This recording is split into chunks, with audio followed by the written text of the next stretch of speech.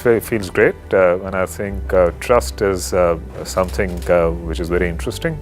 When you're giving this award for India's most trusted, and trust has got many dimensions.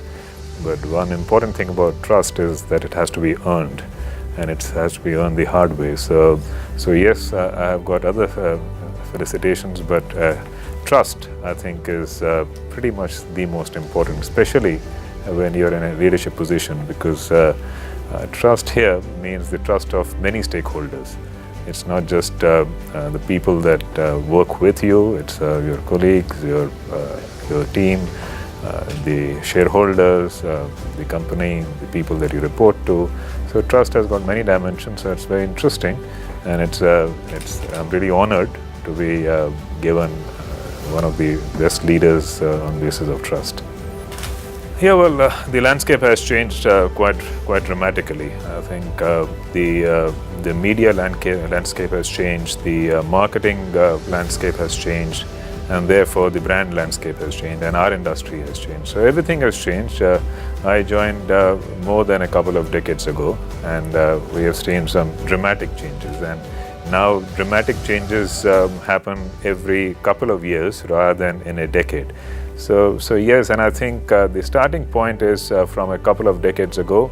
The starting point is the plethora of new brands that have come in just about every category. The second thing is that the competition today is cross-category also, because ultimately it's the share of wallet and share of mind.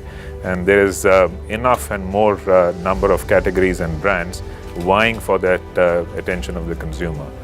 The other big thing that I noticed since I have been in media for 7 years prior to rejoining J. Walter Thompson is the fact that media channels have exploded. So all these changes have resulted in a very complex marketing environment in which brands and marketeers are working today. It is challenging, but it's also very interesting and certainly very exciting. And it's not going to stop. Even as we speak, our industry is changing dramatically every couple of years, as I said, and now there is talk of new competition getting into advertising, and including artificial intelligence, programmatic buying. So every day is a new exciting day, and change is not going to stop. I will not completely agree that Indian brands are not competing well with international brands. It depends on the category. Look at the entire startup world. Indian brands are actually giving a run for the money to some of their very big and experienced brands, whether it's the e-commerce space or it's the shared taxi space. So it's not as if that across categories the Indian brands are not competing well. Even in consumer and consumer goods, some of the brands are giving the big multinational brands a run for their money, and they have been doing it for a while. Of course, the later ones are all the Ayurvedic efforts of brands that have come up. Yeah. In fact, I would go so far to say that Indian brands are now actually giving a run to the money of multinational brands in their own countries. Brands like Airtel and Wipro and TCS and Infosys, they are Apollo, for example, Hero. They are now actually going beyond Indian shores and competing with foreign brands in their backyard. So I don't think that the Indian brands are not competing as well. I actually think that it's now the movement is reverse. A couple of decades ago, some of our international clients with big brands used to come to India, and we used to get their business. And we were told that here, your multinational parent is giving you some business because our global brand is coming to your country. And now it's actually reverse traffic. Some of the brands that we handle in India are going to the rest of the world, and now J. Walter Thompson head office is the beneficiary of the brands from India. So therefore, I wouldn't necessarily agree, but I think your question about brands, as I said, the competition is intense. Maybe 3 decades ago, there were not so many international brands in India per se. Today they are. So therefore, the Indian brands have no choice but to compete with not just the local competitors, but also multinational competitors because of globalization and the fact that liberalization took place a few decades ago. And now anybody who wants to launch in India, being a big market, is here. So as I said, fun times, exciting and very challenging times.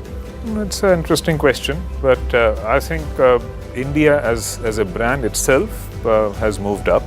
And I think whether the government or a country actively promotes the business interests of their people and their entrepreneurs, that's a separate matter. But I think the very brand image of the country helps in promoting Indian brands. And I think that makes a difference. And in fact, today it's not just the brands from Europe and America. I think a large competition and interest is coming from the East, from the China and the Koreans and the Japanese. So that's something these are the perils and the benefits of globalization. It's a level playing field, and everyone can compete in every market. And once you start the wave of globalization, then it's very difficult to contain it. So I'm saying it's good, and it's good for brand makers like us, and good for our industry, that there is more action in the brand space, and we have more business to handle. You know, it's continuously evolving. And one thing that I say to everyone is there is no point fighting change. It's inevitable. I think what is required is the ability of organizations to make sure that they're not stuck with status quo, that they have got the ability to change, they are flexible. I even think organization structures are sometimes stuck in the past because everyone loves status quo. It's very comfortable. You know, you have grown up in a certain way. You hope that nothing is going to change, but it is changing, and it's changing so fast. And what the real change, it's not as if the change is today. When I started my career, fax machines was something new. Yeah. Pagers came in, mobile telephones came in, color television came in. So it reveals my vintage. So it's not the internet came in. So it's as my son says, he is 14 years old. He said, "Oh, in your ancient times." Well, for a 14-year-old born in this century, it is ancient. So it's not as if that the change is anything new. I think it's just the pace of change that has changed, and I think it's much faster now. So it's actually disrupting all industries, and it's disrupting the communication and media industry also. And except that I genuinely believe that there are smart people, and there are people in the advertising world as well as in the media world who are smart enough to take all these changes not as challenges but as opportunities. So the more the platforms, the more ways to reach your consumer. So it's as long as you're willing to adapt, as long as you're not stuck with your current status quo, as long as you're not driven by your past experience, I think all these challenges and changes are opportunities, and that's how at least our company and how we see it. You talked about trust. I think the most important thing for a leader is to be able to trust his or her team. And I think to me, as far as I'm concerned, I think one thing that I concentrate on is to surround myself with very, very competent professionals, and then give them and empower them and give them rope to fly or to hang themselves. And as they say, hire very competent people, develop a good team, get them to collaborate with each other, and then get out of the way. So if you ask me what's the one thing that I think is important, that is to be able, for a good leader, that's to be able to get a good team together, and then get the team to collaborate and play well. I genuinely believe whether it's a society or it's people, if you don't empower them, then you're not helping them realize their potential. So it works for people, it works for people in my team, and the same thing works for a society. The more you try to control, the more you're hampering their growth, and you're hampering the growth of your own company or your country. So empowerment for me, both for corporates, for individuals, for society, is very important and is key. So I hope our society continues to empower more and more people, and rather than the other way around. Authority, control. Again, you say about trust. I think one of the key things about a good leader is delegation, and I keep telling the people that work with me that a leader only delegates authority, not responsibility. Right? I delegate my authority to somebody who works with me and say, okay, I trust you. I give you my authority to take decisions, but the responsibility still rests with me. I can't tell the person that I'm reporting to that somebody else did something and it's not my responsibility. So I think the most important thing is to be able to delegate authority so that people can feel empowered and take decision. It makes your own life easier and their lives more empowered. Saturday and Sunday. Right? That's the thing about technology today. You can say that you're working all the time, or you can say that because you can work from anywhere, it allows you to do many more things even at a personal level.